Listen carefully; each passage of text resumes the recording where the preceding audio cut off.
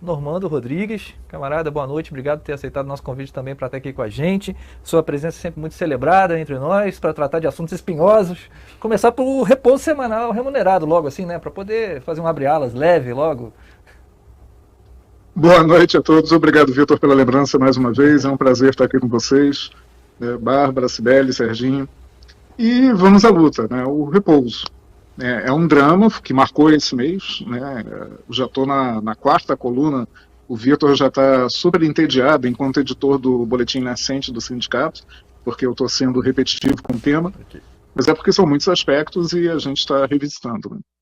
Nós ganhamos a ação do repouso remunerado, que muda o cálculo do reflexo das horas extras sobre o repouso remunerado nos 3 regimes principais da empresa, né, no turno de 12 horas de sobreaviso confinado, passou de 16,67% para 150% esse reflexo. No regime de turno de 8 horas, sobretudo o pessoal de Cabiúnas, né, o reflexo passou também dos 16,67% para 40%, e até no pessoal administrativo, onde a diferença foi menor, que passou de 1,67% para 20%.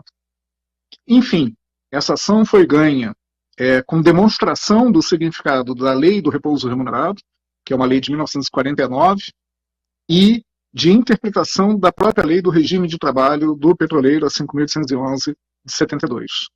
E foi ganha em primeira, segunda e terceira instância da Justiça do Trabalho e transitou em julgado. Transitar em julgado, a gente costuma aprender na faculdade, que é quando a decisão judicial não cabe mais recurso e muda toda a realidade. O preto vira branco, o branco vira preto, a água vira vinho, né, por força do trânsito em julgado. Né? É tão forte que, né, o ato jurídico perfeito e a coisa julgada, aquilo que foi julgado e transitou, não podem ser modificados nem por uma nova lei. Mas aí, em 2013, a Petrobras entrou com uma ação rescisória para anular todo esse processo. A ação rescisória não é recurso, é um novo processo, e ela basicamente existe para desconstituir uma coisa julgada que tenha sido fruto de quê? De fraude, de provas falsas, de corrupção do juiz, casos extremos. E inclui-se também a violação da Constituição. A Petrobras fez uma interpretação mirabolante para caber uma ação rescisória, ingressou em 2013, conseguiu uma liminar na época com o ministro Caputo Bastos, que tem uma polêmica história com o Internacional Futebol Clube, e suspendeu o pagamento, que tinha levado 1 ano para a gente conseguir fazer com que, desde o trânsito em julgado até a Petrobras começar a pagar, ela suspende em meados de 2013 com essa liminar do TST na ação rescisória que não deveria nem existir. Qual foi a resposta da categoria? Foi uma greve contra a liminar. E a greve derrubou a liminar. E há muitos anos já de atuação profissional no movimento sindical, que eu digo, não é agora, por conta desse episódio, né, mas há muitos anos eu já digo que uma boa greve é melhor do que 1000 decisões judiciais favoráveis. A greve é que constrói o direito. Tudo aquilo que você tem de direito enquanto empregado da Petrobras foi construído através de greves, não foi construído de outra forma.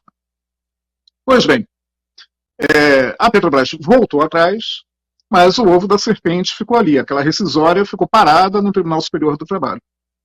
E aí veio o golpe contra Dilma, os ventos mudam, e a Petrobras botou aquilo para andar. Tem vários mitos, né, sobre as interpretações que a gente faz da evolução do direito, e particularmente do direito dos empregados da Petrobras, que vem o petroleiro e diz, não, a Petrobras ganhou na rescisória porque tinha melhor argumentação jurídica, ganhou no Supremo porque foi melhor tecnicamente, esquecendo da conjuntura. Outro mito é dizer que não, só perdemos essas ações porque foram coletivas. Se fosse individual, o Supremo não ia se importar, nunca ia intervir. Bom, a trajetória de um outro processo paralelo ao repouso remunerado, que é o da RMNR, a diferença no complemento da RMNR, ajuda a didaticamente desmistificar essas afirmações. Primeiro, em 2014, né, quando vão Dilma e Aécio para o segundo turno, a Petrobras se antecipa e entra no TST com um dissídio coletivo de natureza jurídica para parar todas as ações de RMNR que ela estava perdendo no país inteiro, inclusive o Sindipetro ganhou também no TST, e ela entra com esse dissídio, segundo declaração direta para mim, para um grupo de advogados, de um ministro do Tribunal Superior do Trabalho, ela entra com esse dissídio fazendo a leitura de que o Aécio ia ganhar da Dilma no segundo turno, e aí os ventos iam mudar e ela podia derrubar todos os processos da RMNR. Isso declarado por um ministro lá do TST. E a RMNR também ensina que os processos individuais, mais ainda do que os cuidados pelos sindicatos, porque tem peso político, dão oportunidade a essas viradas. A virada da RMNR, julgada no Supremo, que derrubou todas as ações de RMNR do país inteiro, foi a partir de um processo individual de Manaus, que foi parar em Brasília e foi julgado valendo para todos os casos do país. Voltando ao repouso, né?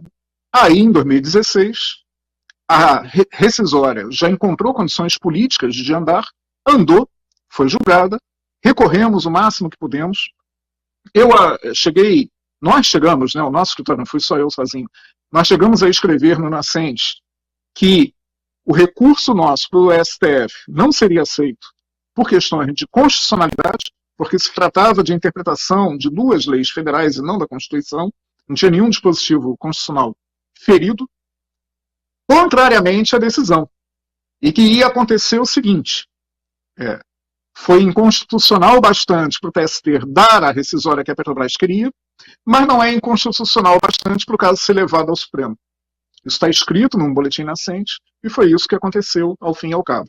O processo transitou em julgado em agosto de 2022, morreu o último recurso nosso contra essa rescisória, e agora, né, com requinte de maldade, a Petrobras quer tomar de volta todo o dinheiro que os seus empregados receberam por conta dessa ação. É dinheiro alimentar, que foi empregado no custo de vida desses trabalhadores, é dinheiro que foi recebido por decisão transitada em julgado e não foi recebido por corrupção de juiz, por corrupção de presidente ou diretor da Petrobras ou por fraude processual, foi recebido de boa fé. Então esse dinheiro não pode ser devolvido. O que a Petrobras está fazendo é de uma extrema maldade com os trabalhadores, sobretudo porque do contingente de representados pelo Sindipetro-NF, estimamos que próximo de 2/3 dos beneficiados pela ação hoje estejam aposentados, estão lidando com os PEDs da Petros e da ANS, e estão já no limite das suas capacidades financeiras, e ainda vão ter que se preocupar em devolver esse dinheiro. Isso não deve prosperar, vai ser uma nova batalha judicial, que a gente vai empreender com todas as forças e com muitos argumentos, mas, enfim, é esse o desafio que temos pela frente, e é importante que todo mundo fique por dentro e sindicalizado no Sindipetro-NF para ser beneficiado da luta que empreendermos contra essa cobrança absurda, e mais do que absurda, né, cruel, né, de requinte de crueldade, né, maquiavélica, depois eu vou falar de Maquiavel, uma crueldade maquiavélica que a Petrobras está empreendendo contra os trabalhadores, uma política que, sinceramente, na sua essência, se trata de ódio. A Petrobras tem ódio de quem ganhou a ação contra ela e está botando esse ódio em primeiro lugar na sua política de recursos humanos.